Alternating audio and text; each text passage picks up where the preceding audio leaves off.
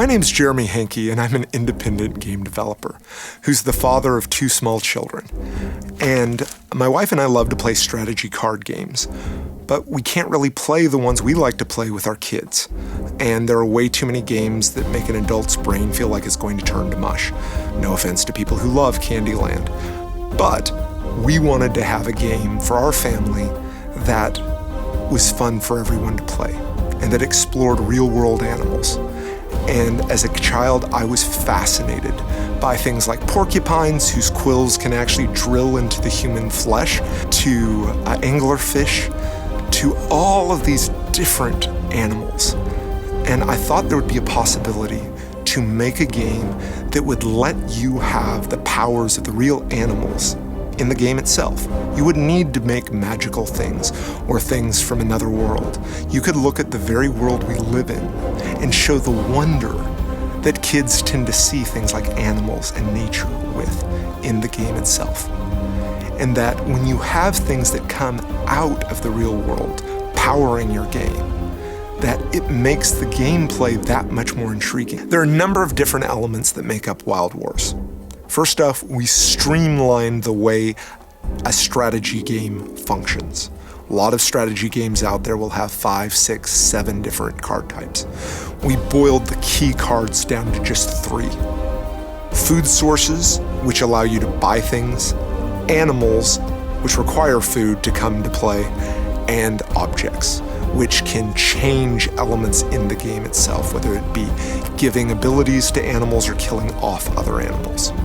In Wild Wars, your opponent and you both have 10 life points. Your animals attack your opponent, and your goal is to bring your opponent's life down to 0.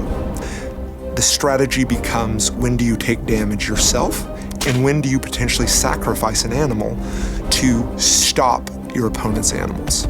Wild Wars, straight out of the box, with the beginner set, does not require expansion packs.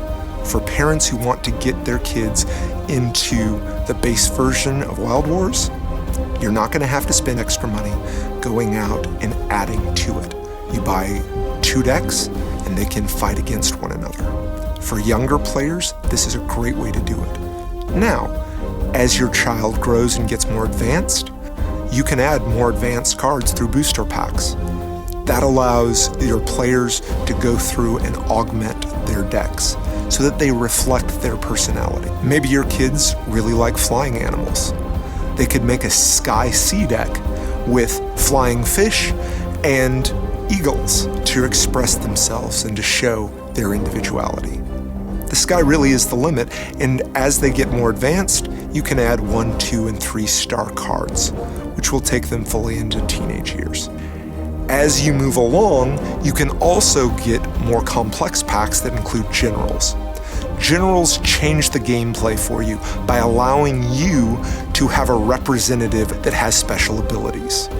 Based on real traits and real people groups, there are scientists, there are Native American groups, there are a number of real-world occupations. And each of these people, in their survival after the fall, have taught their animals special skills. It's a great way to add that next level of challenge to your game.